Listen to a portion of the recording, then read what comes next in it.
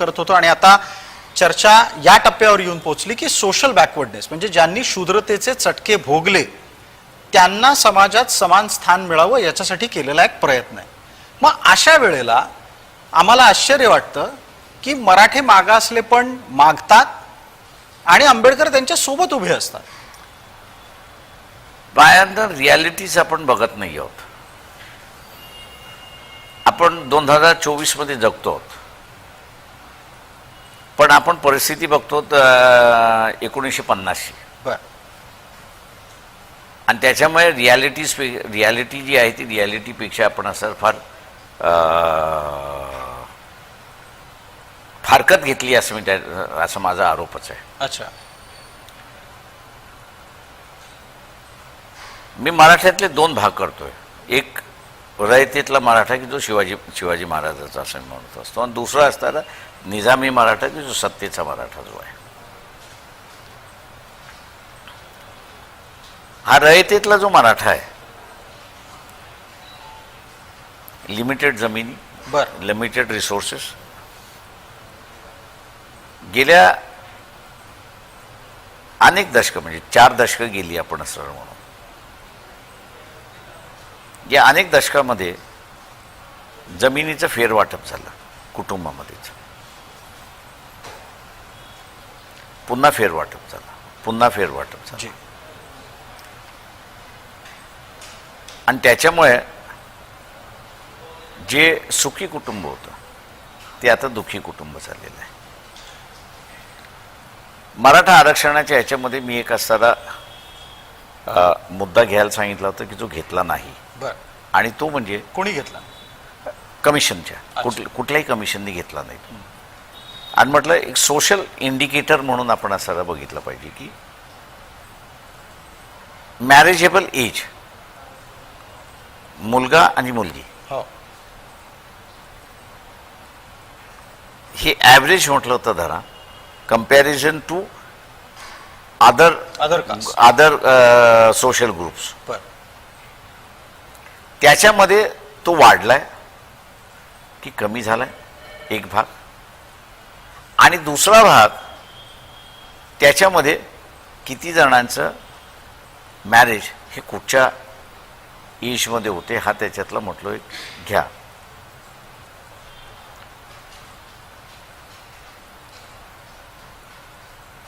तुम्ही आता ही क्षत्रिय होती नव्हती मी त्या भानगडीत काही पडत नाहीये, त्याच्यामध्ये मागास आहेत मी त्याच्यामध्ये थेट मुद्द्यावर आलो, मी त्याच्यावरती येतोय जी। प्रश्न असा आहे की तुम्ही इकॉनॉमिकली स्टेबल ही तुमची संपली की तुम्ही आर्थिक दृष्टिकोनातून अनस्टेबल होऊन जाता। बरोबर आहे। आर्थिक दृष्टिकोनातून अनस्टेबल झालात की तुम्ही सोशली अनस्टेबल होऊन जाता। आता हा सोशली अनस्टेबल झालेला जो वर्ग आहे त्याचं मापदंड बघण्याचं काय आहे, तर मी असताना मॅरेजेबल हा क्रायटेरिया, म्हणजे तुच्छतेने बघणं की न बघणं। सोशल इंडिकेटर काय तर तुच्छतेने बघणं, म्हणजे लग्न करताना ते सगळ्यात आधी दिसून येतं। माझं म्हणणं असं की लग्न नाही झालं असेल तर तुच्छतेने बघितलं जातं, लग्न झालं असेल तर त्याला रिस्पेक्ट प्रतिष्ठा मानली जाते। आता त्याला जर तुच्छतेने बघितलं जात असेल तर तुम्ही त्याला मागासलेलं म्हणणार की न म्हणणार? पण मग जे शूद्रत्वाचे चटके आहेत, जो आपला इतिहास आहे आणि त्यातून वर्णव्यवस्थेच्या माध्यमातून आलेलं मागासलेपण आहे, ते महत्वाचं ठेवायचं का आंबेडकरांनी आता सांगितल्याप्रमाणे आर्थिक विपन्नावस्थेमुळे आलेलं मागासलेपण महत्वाचं ठरवायचं? तुमच्या कॅटेगरीज बदलल्या जातात। अच्छा, म्हणजे आरक्षणाच्या बाबतीत प्रश्न असा आहे त्याच्यामध्ये की जे सोशल मागासलेले आहे तो त्याचा अपलिफ्टमेंट जोपर्यंत होत नाही तोपर्यंत इतरांच्या बरोबरीने येत नाही। It's a different category. ही तुमची नवीन कॅटेगरी उभी राहिलेली आहे। पण मग त्यांनी आर्थिक आरक्षण घ्यावं। प्रश्न असा आहे त्याच्यामध्ये की ही नवीन कॅटेगरी आलेली, ही नवीन कॅटेगरी आलेलीला तुम्ही रेकॉग्नाइज करणार आहात की नाही? की तुम्ही त्यांना मागासलेलं शेवट जाणार आहात। मी जसं म्हटलं की तुच्छता, या तुच्छतेनेच मानसिकता बिघडत जाते आणि तो स्वतःला इफेक्ट करत असतो त्याच्यावरती. आता या क्लास इतरांच्या बरोबरीने येऊ की नाही यावा याचा एव्हरी पॉलिटिकल पार्टीला निर्णय घ्यावा लागतो. बरोबर. तुम्हाला फक्त असणारा इतिहासामध्ये अमुक होतं आणि इतिहासामधलं असणारं आम्हाला असणारा झालेला अन्याय दूर करायचा आहे हे बरोबर आहे आणि ती भूमिका असलीच पाहिजे.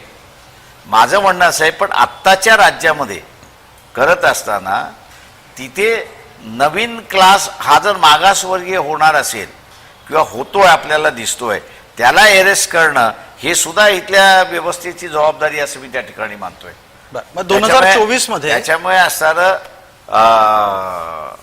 म्हणून आम्ही असणारं त्याच्यामधली जी भूमिका घेतली हो. की तुम्ही तुलनात्मक करू शकत नाही, तुम्ही एकमेकांना तुम्ही त्या दोघांना एकत्र करू शकत नाही, तुम्हाला दोघांना वेगळंच ठेवावं लागेल. बरं, मग आता आपण असं चर्चेत घेऊ 2024 मध्ये कालचा महार आजचा नवबौद्ध, कालचा मराठा आजचा मराठा यांच्या वेदना 2024 मध्ये समान आहेत, ज्याच्यावर आरक्षण हेच उत्तर आहे. पुन्हा मी म्हणतोय तुम्ही इतिहासामध्ये अडकायला लागलेला आहात. अच्छा, याचं कारण असं आहे की त्याचा जो महार समाजाचा असेल, मातंग समाज असेल, चर्मकार समाजाचा असेल किंवा इथला असा कुणबी असेल, सॉरी इथला सारा लोहार आहे, सोनार आहे, सुतार आहे, अमुक आहे, हे सगळे जे आहेत बलुतेदार, हे बलुतेदार जे आहेत त्यांना धर्माने, वैदिक धर्माने त्यांना अछूत केलं होतं आणि समाजाच्या वेगळं बाहेर ठेवलं होतं त्या सगळ्या ह्याच्यामध्ये. त्याच्यामुळे त्यांचे प्रश्न वेगळे आहेत. आत्ताचा असणारा मराठा बर 50च्या स्वातंत्र्यानंतर मराठ्यानेच मराठ्यावरती अन्याय केलेला आहे. हा दुसरा तिसरा कोणीच केलेला नाही आहे. मराठ्यानेच एका मराठा वर्गाला पुन्हा तुच्छतेच्या कॅटेगरीमध्ये आणण्याचा प्रयत्न केलेला आहे. माझं म्हणणं असं आहे की इथल्या असणाऱ्या व्यवस्थेने ही नवीन तुच्छतेची कॅटेगरी उभी राहते, तिला रेकग्नाइज करायचं की न करायचं म्हणजे सधन मराठ्यांचा गरीब मराठ्यांवर झालेला आपण आहे. असणारं इथं तो प्रश्न डावलण्यासाठी, त्याला साईड ट्रॅक करण्यासाठी बर आपण असणारा इतिहासामधलं आणि धर्माचं असणारं ऑस्ट्रायझेशन जे होतं त्याला नवीन ह्याला कम्पॅरिझनमध्ये बसणार आहात. माझं म्हणणं असं आहे की हा जाणीवपूर्वक डावलण्याचा भाग असा आहे, इग्नोर करण्याचा भाग असा आहे. आणि आम्ही जे करतोय म्हणजे मग इथल्या असणाऱ्या सवर्णातला सवर्ण बर हा जो नवीन गुलाम वर्ग निर्माण करतोय त्यालाच पाठिंबा देण्यासारखं असणारं चाललंय असं मी त्या ठिकाणी मानतोय. आता आपण रेकग्नायझेशन न करता की एक नवीन तुच्छतेचा वर्ग इथे उभा राहतोय असं उभा दिसतंय. राहतो जी.